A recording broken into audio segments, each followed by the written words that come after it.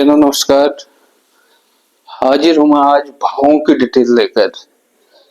अभी तक हमने ग्रहों को पढ़ा, राशियों को पढ़ा, नक्षत्रों को पढ़ा और आज हम भावों को समझेंगे। ठीक है। जिस तरीके से हमारे 12 राशियां होती हैं, हमने राशियां 12 पढ़ी थी, नक्षत्र 27 पढ़े थे, ग्रह 9 पढ़े थे। ठीक है। अब आज हम चौथे क्रम में हैं। ग्रह 9, राशियां 12, नक्षत्र 27 और भाव भाव हमारे 12 हैं। ठीक है। 12 भाव हैं। 12 भाव, ये प्रत्येक कुंडली में जो है 12 ही भाव होते हैं। ऐसा नहीं है कि ये कहीं जो है चेंज होते हैं, और ये भाव हमेशा फिक्स रहते हैं। ग्रह ये चेंज होते रहते हैं, ये परिक्रमा कर रहे हैं, सूर्य की परिक्रमा कर रहे हैं, तो ये चेंज होते रहते हैं। राशियां चेंज होती रहती हैं, ये परिक्रमा कर रही है। नक्षत्र ये भी परिक्रमा कर रहे हैं। ये तीनों चीजें बदलती बदलती रहती हैं। ठीक है। लेकिन ये भाव हमेशा फिक्स रहते हैं, भाव कभी नहीं बदलते। ठीक है। जब ये परिक्रमा करते हैं, इसी के आधार पर फिर ग्रहों की डिग्रियां बनती हैं, उसी हिसाब से राशियां बनती हैं, उसी हिसाब से नक्षत्र बनते हैं। तो लेकिन ये भाव जो है फिक्स है, ये भाव नहीं बदलते हैं। ठीक है। अब ये प्रत्येक कुंडली में फिक्स रहेंगे। ये मैंने एक कुंडली तैयार की है। ठीक है। ये वाला हमारा हमेशा पहला खाना प्रथम भाव होता है। ठीक है। इसको तनु भाव कहते हैं। तनु तनु मीन्स हमारा शरीर। ठीक है। शरीर के बारे में हम किसी भी जातक के जो है शरीर के बारे में जानेंगे। शरीर कैसा शरीर है, कैसा दिखने में है, और उसका व्यक्तित्व कैसा है, तो इस भाव से हम जानेंगे। इसको तनु भाव कहते हैं। दूसरा भाव हमारा धन भाव है। ठीक है। इसको धन भाव कहते हैं। तीसरा भाव हमारा पराक्रम का भाव है। चौथा माता का भाव है, सुखों का भाव है। पांचवा हमारे शिक्षा का भाव है, हमारे संतान का है। छठा भाव हमारा रोग ऋण शत्रु का है।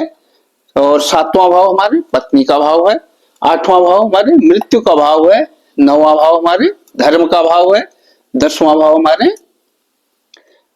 हमारे जो है कर्म का भाव है। एकादश भाव लाभ का, और 12वें भाव हमारे व्यय का भाव है। ठीक है। तो ये हमेशा फिक्स है। ये प्रथम भाव, ये प्रथम भाव, ये द्वितीय, ये तृतीय हो जाएगा, तृतीय, ये चतुर्थ, पंचम, छठा, सातवां, आठवां, नौवां, 10वां, 11वां, 12वां, ये 12 भाव। ठीक है। ये हर एक कुंडली में फिक्स है, ये हमने समझ लिया। ठीक। अब इन भावों के कारक ग्रह। ठीक है। प्रथम भाव का कारक ग्रह मैंने चार्ट लिखे हैं, देखो 12 भाव। ठीक है। 12 भाव। पहला तनु भाव। तनु भाव का कारक ग्रह कौन है? सूर्य है। उसके बाद धन भाव, दूसरा धन भाव। धन भाव का कारक बृहस्पति और बुध है। तीसरा भाव हमारे पराक्रम का भाव है, इसके कारक जो है मंगल और शनि है। चौथा भाव हमारे माता का भाव है, हमारे सुखों का भाव है, इसके कारक ग्रह चंद्रमा, शुक्र और बुध हैं। पांचवा भाव हमारे विद्या का भाव है, हमारे संतान का भाव है, इसके कारक गुरु ग्रह हैं। ठीक है। उसके बाद छठा भाव हमारे रोग ऋण शत्रु का भाव है, इसके कारक मंगल, शनि और बुध हैं। सातवां भाव पत्नी का बताया था, इसके कारक शुक्र हैं। आठवां भाव मृत्यु का, इसके कारक शनि है। नौवां भाव हमारे धर्म का है, जिसके कारक बृहस्पति और सूर्य हैं। और 10वां भाव हमारा कर्म का है, कर्म इसके कारक बुध, सूर्य, शनि, गुरु और मंगल, ये कारक ग्रह हैं। 11वां भाव हमारे लाभ का भाव है, जिसके कारक गुरु हैं। और 12वां भाव हमारा व्यय का भाव है, जिसके कारक शनि और शुक्र हैं। इस तरीके से जो है हमारे 12 भाव हैं। ठीक है। और ये भाव हमेशा फिक्स रहते हैं। ठीक।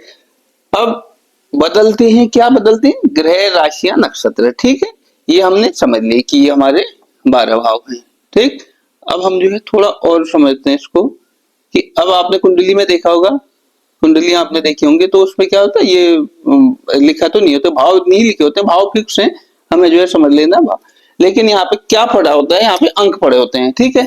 यहाँ पे सपोज एग्जाम्पल के लिए यहाँ पे 4 लिख दिया मैंने, 5 लिख दिया, ये 6 हो जाएगा, ये 7 हो जाएगा, ये 8 हो जाएगा, ये 9 हो जाएगा, ये 10, 11, 12, 1, 2 और 3। ठीक है, जिस तरीके से 12 राशियां हैं तो प्रत्येक राशि के लिए एक एक भाव फिक्स है। ठीक, तो 12 ही राशियां 12 ही भाव हैं, एक एक राशि को एक एक भाव मिल जाता है। ग्रह हमारे 9 ही हैं, हर एक ग्रह को एक एक राशि एक एक घर अलग से नहीं मिलता है। ठीक है, वो ग्रह देखे कहाँ पे है ग्रह वो देखा जाता है कि वो एक ही घर पे कई बार जो है एक ही भाव में जो है दो भी, तीन भी, चार भी ग्रह हो सकते हैं। वो कैसे होगा अभी बताते हैं। ठीक है, अब ये लिख दिया मैंने, सपोज जो है ये 4 लिखा है। ठीक है, यहाँ पे लिख दिया 4, 5, 6। ये लग्न प्रथम, ये प्रथम भाव बताया था, इसको लग्न भाव भी कहते हैं, प्रथम भाव शरीर वाला भाव। ठीक है, तो इस पे 4 नंबर लिख दिया। अब ये 4 नंबर कहाँ से लिख दिया मैंने? ठीक, इसको समझते हैं। देखो, जब हमने राशियां पढ़ी थी तो क्या पढ़ा था कि 12 राशियां और क्रम से एक एक करके जो है राशि जो है पूर्वी क्षितिज पर उदय होती है। ठीक है, और एवरेज टाइम बताया था हर एक राशि का कितना, 2 घंटे। तो 12 राशियां हर एक 2 घंटे की, तो 12 दूनी 24। ठीक है, 24 घंटे का हमारा दिन रात। तो प्रत्येक दिन में, दिन रात में कितने, एक एक बार हर एक राशि उदय होती रहती है। ठीक है, तो जन्म के समय जिस भी जातक की कुंडली है, ठीक है, उसके जन्म के समय पूर्वी क्षितिज पर कौन सी राशि थी? चौथी राशि। चौथी राशि कौन सी हमारी? कर्क राशि। तो यहाँ पे जो है उसका लग्न कौन सा हो गया? कर्क लग्न हो गया। तो ये जो है 4 नंबर की गिनती इसलिए यहाँ पे आ गई। ठीक है, तो ये हमेशा के लिए जो है याद कर लेना कि ये हाउस फिक्स है, पहला भाव, द्वितीय भाव, तृतीय भाव ये फिक्स है, लेकिन यहाँ पे जो अंक लिखे होते हैं ये राशियां ये किस तरीके से बनती हैं कि पूर्वी जातक के जन्म के समय पूर्वी क्षितिज पर जो भी राशि उदय हुई होगी वह उसकी जो है वही उसका लग्न बन जाएगा। ठीक है, अब ये लग्न हो गया। ठीक, ये बन गई कुंडली बन गई। ठीक, अब इसमें क्या रह गया? अब इसमें रह गया, अभी ग्रह भी पड़े होते हैं ना, तो ग्रह भी पड़े होते हैं। अब जब पूर्वी क्षितिज पर, जब इस जातक का जन्म हुआ, पूर्वी क्षितिज पर कर्क राशि उदय थी, तो हमने वो लग्न बना दिया। ठीक, उस लग्न बना के बाकी जो है अंक लिख दिए पूरी कुंडली में। ठीक, अब उसी टाइम पे कौन सा ग्रह कौन सी राशि पे था? ठीक है, तो पंचांग से देखते हैं हम कि कौन से ग्रह कौन सी राशि पे था। सपोज यहाँ पे चंद्रमा यहाँ था, सूर्य यहाँ था, मंगल यहाँ था। ठीक है, और बुध यहाँ डाल दिया, शुक्र बृहस्पति यहाँ डाल दिया, शुक्र यहाँ डाल दिया, शनि यहाँ डाल दिया, राहु यहाँ डाल दिया, और केतु यहाँ डाल दिया।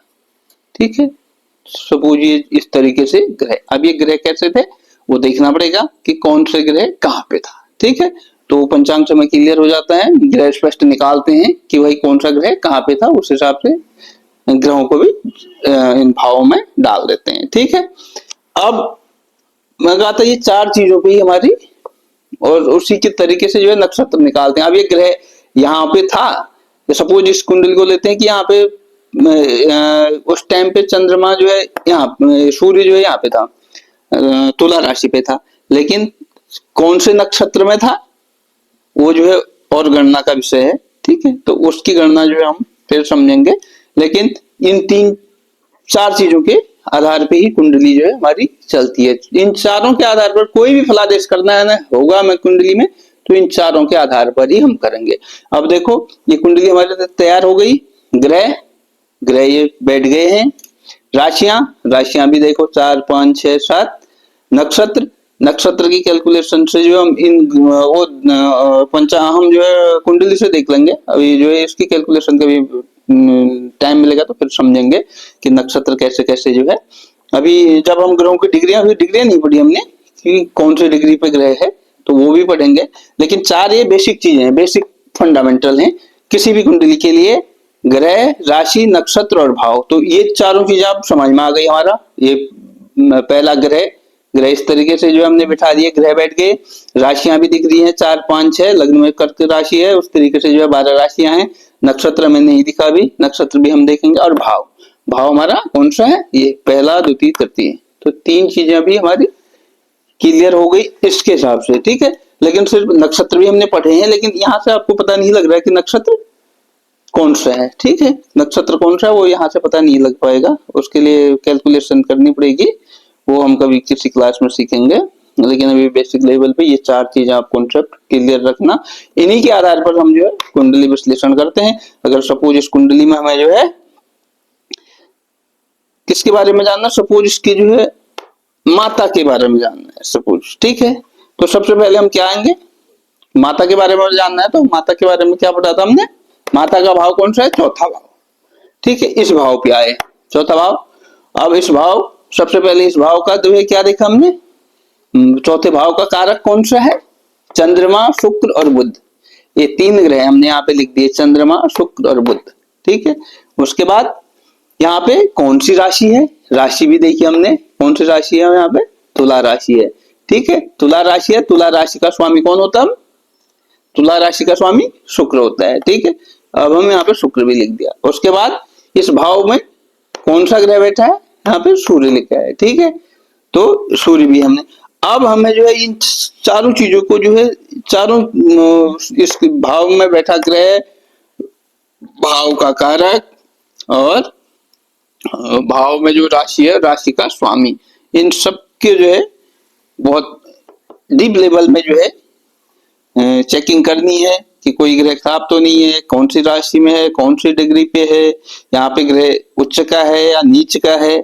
सपोज हमने पढ़ा था तुला, उच्च नीच जब पढ़ा था तो सूर्य जो है तुला राशि में नीच का हो जाता है, ठीक है, ये पढ़ा था। तो यहाँ पे सूर्य नीच का बैठा हुआ है, ठीक है।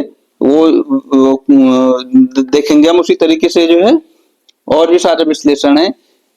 तो हम सारे जो है उच्च नीच, राशि कितने अंश पे है, वो सारे उच्च नीच और के अंश भी पढ़े थे हमने, वो भी समझेंगे। उसके बाद जो है फिर कुंडली की कैलकुलेशन होती है, ठीक है। वो अभी लंबा सफर है, जब हम कुंडली विश्लेषण करना शुरू करेंगे उससे पहले हमें जो है ये सारी चीजें समझनी है। तो आज के लिए इतना ही, फिर जल्द हाजिर होऊंगा आपके लिए कुछ और डिटेल लेकर। तब तक के लिए नमस्कार।